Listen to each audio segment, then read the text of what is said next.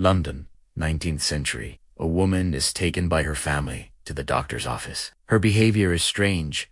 Her look is vague and distant. She mumbles nonsensical things and seems to live in a parallel world. The doctor, then, instead of taking a stethoscope or any conventional medical instrument, opens a drawer of his dark mahogany desk and carefully takes out a paper reproduction of a painting. He places it in front of the woman and carefully observes her reaction. If she identifies too much with the scene, if her eyes fill with tears, if she touched the image with devotion, or, worse, if she entered a state of trance or uncontrollable agitation. The diagnosis was given: hysteria, madness, a lost cause for medicine at the time. This sounds like a script for a gothic horror film. But this is an urban legend that circulated in doctors' offices in Victorian England, and the painting used in this bizarre and cruel test of sanity was exactly the one you are now seeing on screen. One of the most iconic and, at the same time, most disturbing images in all of history of Western art, a work that encapsulates beauty, tragedy, and death in a way that is as poetic as it is frightening. We are talking about Ophelia, painted between 1851 and 1852 by Sir John Everett Millais, one of the founders of the Pre-Raphaelite Brotherhood. And to understand why this painting was used as a supposed test of sanity, we need to delve into the Victorian mind, the obsession of the time with death, feminine madness, purity, and the fall. The Victorian woman was seen as a fragile, emotionally unstable being, prone to nervous breakdowns, and the figure of Ophelia, Shakespeare's deranged young woman who drowns in a stream while singing and weaving flower garlands, was the perfect archetype of this feminine fragility taken to the extreme. So when a doctor placed this image in front of a patient, he was, in a way, testing how much she identified with this ideal of romantic and mortal madness. It was a way of pathologizing female sensitivity and emotion, and the Millais painting, with its almost photographic realism and ethereal beauty, became the definitive image of this feminine madness. But the story behind this painting is far more complex and dark than any medical test could imagine. Because the woman who posed for this painting, Elizabeth Siddall, lived through a personal tragedy that in many ways mirrored that of Ophelia herself. And this overlap between art and life is what makes this work so fascinating and disturbing to this day. So, let's start at the beginning, with the painter and the artistic movement that gave rise to origin of this masterpiece. John Everett Millais was a prodigy.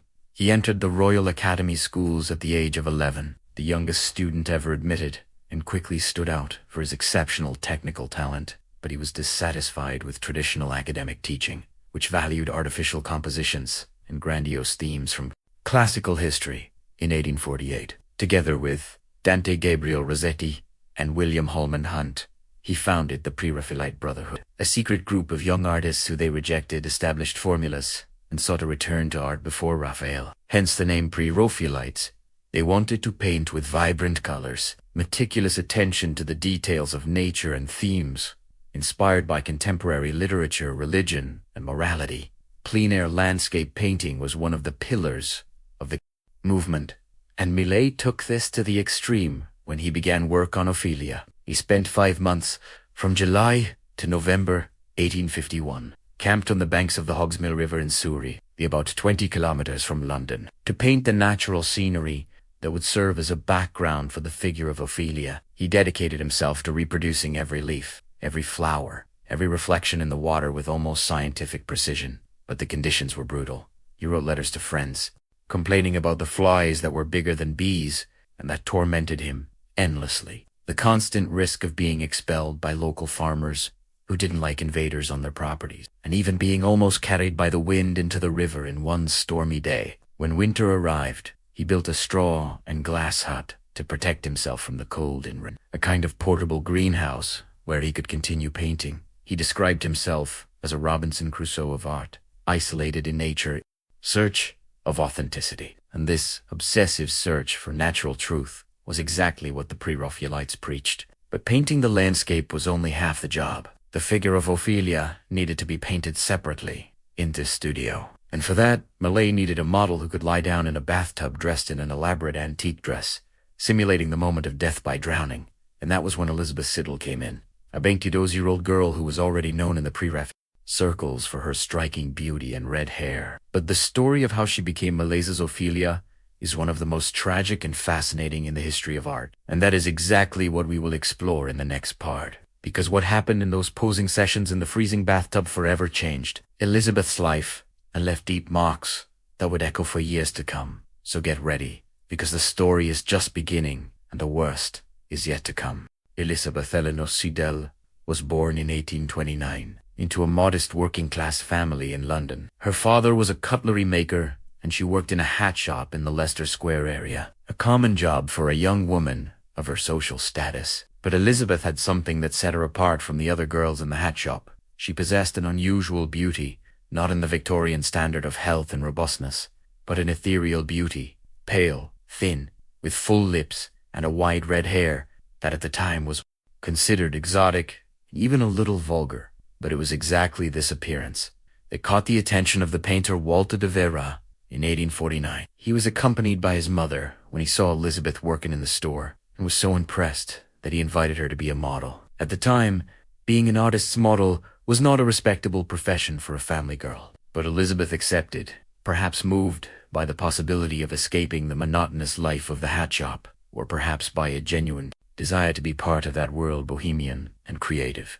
She quickly became the favorite model of the pre-Raphaelites, posing for Holman Hunt, for de Vera himself, and mainly for Dante Gabriel Rossetti, the most charismatic poet and painter of the group. Rossetti became obsessed with Elizabeth. He drew her obsessively, wrote poems for her, and soon the two began an intense and tumultuous relationship that would last more than a decade. But before Rossetti, there was Millais, and the task proposed to Elizabeth was scary. To paint Ophelia, he needed her to lie in a bathtub full of water, wearing an antique dress embroidered with silver thread that he had bought specifically for the work. Millais's studio was at 7 Gower Street, in London, a reasonably comfortable environment.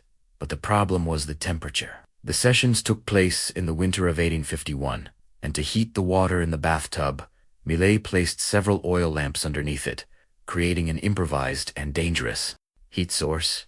Elizabeth became she lay in the water and remained motionless for hours, while Millais painted every detail of her dress, her hands, her face, with the serene expression of someone accepting death. She was a professional model, trained not to move, to endure discomfort in the name of art, and she took it very seriously. But in one of the sessions, the lamps went out. Perhaps the oil had run out. Perhaps the flame had been suffocated by some accident. The fact is that the water began to gradually cool, and Millais, completely absorbed in his work, didn't notice. He was so focused on capturing the exact expression, the texture of the wet fabric, the way the light fell on Elizabeth's skin. That time passed, and the temperature of the water dropped to dangerous levels. Elizabeth, true to her professional code of conduct, didn't complain. She remained motionless, floating in that water that became ice cold minute by minute, until finally, when the session was over, she tried to get out of the bathtub and collapsed, shaking uncontrollably, with her lips purple and teeth chattering. Millais then realized the gravity of the situation and ran to help her, but the damage was already done. Elizabeth developed severe pneumonia that left her on the verge of death for weeks. Her father, furious, wrote a letter to Millais demanding £50 to cover the medical fees, a significant amount at the time. Millais paid, but the damage to Elizabeth's health was irreversible. Though pneumonia left after effects, she never again had the same physical resistance. And to alleviate the constant pain in her chest and the cough that never abandoned her completely, doctors prescribed her a medicine extremely common in Victorian England, laudanum, a tincture of opium dissolved in alcohol that was sold freely in pharmacies as a cure for everything from toothaches to insomnia and existential anguish. Elizabeth began taking laudanum regularly, and like many Victorians, including artists, writers, and even Queen Victoria, in her moments of grief, she became addicted. Opium was a legal, cheap, and widely available drug, and Elizabeth passed to use it not only for physical pain, but also to calm his increasingly disturbed mind. His relationship with Rossetti was the main source of this disturbance. He was a genius man, but also selfish, a womanizer, and emotionally unstable. He loved her, but he cheated on her frequently. He had affairs with other models and actresses, and at the same time he idealized her as an untouchable muse. He painted her like Beatrice, like Dante, like all his idealized female figures. But in real life, He kept her in a kind of private prison, hoping that she would always be available to him. But without giving her the stability and commitment that she wanted, their relationship dragged on for 10 years, full of separations and reconciliations, crises of jealousy and depression on her part, and neglect and infidelity on his part. Finally, in 1860, they married. But by that time, Elizabeth's health was already very compromised by the continuous use of laudanum and respiratory fragility. The honeymoon was in France, but she spent most of the time sick, and the happiness of the marriage was short-lived. The following year, Elizabeth became pregnant and gave birth to a daughter, but the child was stillborn. The blow was devastating. Elizabeth sank into depression deep, from which she would never recover. She began to hallucinate, write dark poems, and talk about death as a liberation. And it is at this point that real life and Millais painting begin to merge in a frightening way, because the flowers that surround Ophelia on the canvas, the ones that Millais painted with such care, carry hidden meanings that, seen in retrospect, seem to foreshadow Elizabeth's fate. And that is what we are going to talk about now, about the language of flowers, about the secret code that the Victorians used to communicate, and about how Millais unknowingly created a prophetic epitaph for his sitter. Victorian England was obsessed with codes and hidden meanings, and one of the most fascinating manifestations of this obsession was floriography, the language of flowers. Entire books were published, listing the meanings of each species, and people exchanged bouquets like exchanging love letters. Each flower handpicked to convey a specific message that the recipient had to decipher. It was a form of indirect communication, full of subtleties and double meanings, perfect for a society as repressive as the Victorian. And John Everett Millais, a man deeply embedded in this culture, used this code masterfully in Ophelia. Each flower he painted was chosen not only for its visual beauty, but for its symbolic meaning, creating a parallel narrative that complements and deepens Shakespeare's tragedy. Let's start with the weeping willow that hangs over the figure of Ophelia in the language of flowers. The willow symbolizes unrequited love, the sadness of those who love without being loved back. This applies perfectly to Ophelia, rejected by Hamlet, but it also applies to Elizabeth, who spent years waiting for Rossetti to commit to her. Enduring his betrayals and absences, the willow is a tree that cries, and both Ophelia and Elizabeth had plenty of reasons for tears. Next to Ophelia, on the banks of the river, Millais painted nettles. The nettle is a plant that burns, which causes pain when touched, and its meaning in floriography is exactly this: pain, cruelty, suffering. Physical pain that Elizabeth felt in the cold bathtub, the emotional pain of romantic disappointments, the pain of mourning for her lost daughter. The nettles are there to remind us that the beauty of the scene hides a deep and real suffering floating near Ophelia's hand. We see small daisies. The daisy is the flower of innocence, of childish purity, of simplicity in the play. Ophelia is an innocent figure, corrupted and destroyed by the intrigues of the court. And Elizabeth, when she entered the circle of the Pre-Raphaelites, was an innocent young working-class girl who probably had no idea of the emotional and artistic turmoil she was getting herself into. The daisy represents this lost innocence, this state of grace that cannot be recovered. But the most powerful and disturbing flower in the entire painting is in Ophelia's right hand. It is a red poppy. The poppy has two main meanings in Victorian floriography: eternal sleep and death. But also, more specifically, the poppy is the flower of opium from which laudanum is extracted. And here the connection with Elizabeth Siddall is frighteningly direct. Millais painted this flower in 1851, years before Elizabeth became dependent on laudanum, years before her death from an overdose. And yet there is the poppy floating in the water, almost as an omen, as if the painter had unknowingly inserted into the canvas the instrument of his model's future destruction. It is a detail that makes anyone who knows Elizabeth's story look at the painting with a shiver down your spine. In addition to the poppy, there are other flowers with equally revealing meanings. The pansies, which in English are called pansies, derive from the French pensies, mean thoughts, memories. They are there to remind us that Ophelia dies singing and thinking about her lost love, and that Elizabeth spent the last years of her life tormented by dark thoughts and the memory of her dead daughter. There are also the wild roses, which symbolize ephemeral youth, the beauty that lasts only a moment and then withers, and the marsh lime, a yellow flower that grows in swamps, and that means betrayal, a reference perhaps to Hamlet's betrayal, but also to Rossetti's constant infidelities.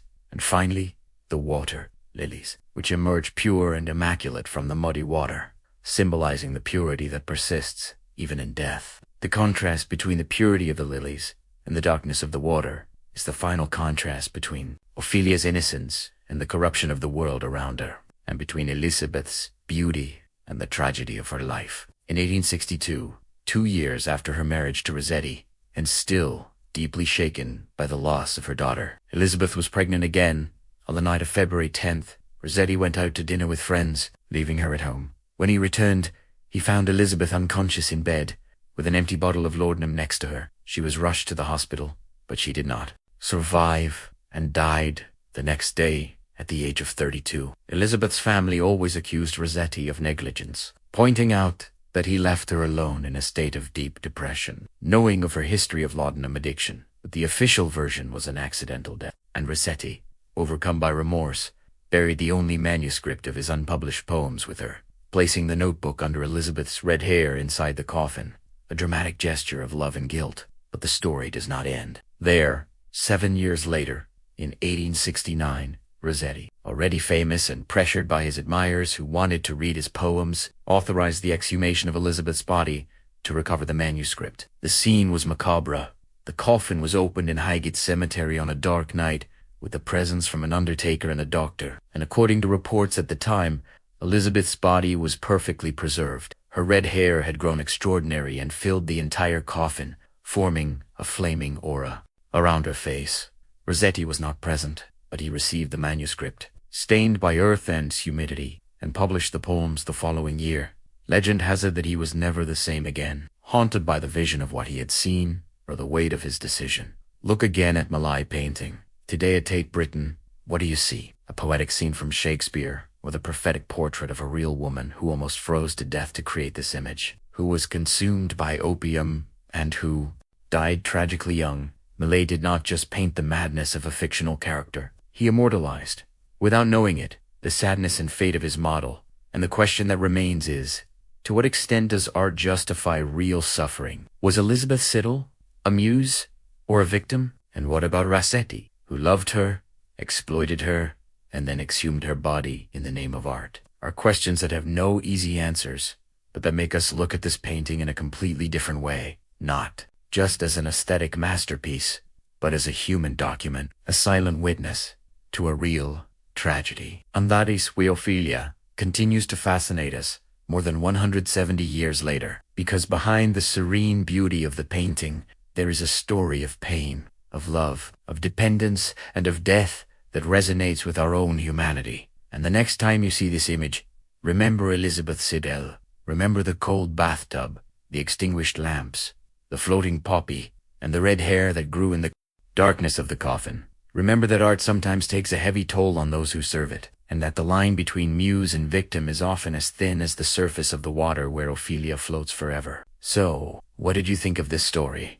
Did you already know the details behind this iconic painting? Leave in the comments which flower or which part of this tragedy impacted you the most. If you liked delving into this dark story from the 19th century, don't forget to like the video, subscribe to the channel, and activate the bell so you don't miss the next stories. And of course, share this video with that friend who loves art and spine-chilling stories. A hug, and see you next time.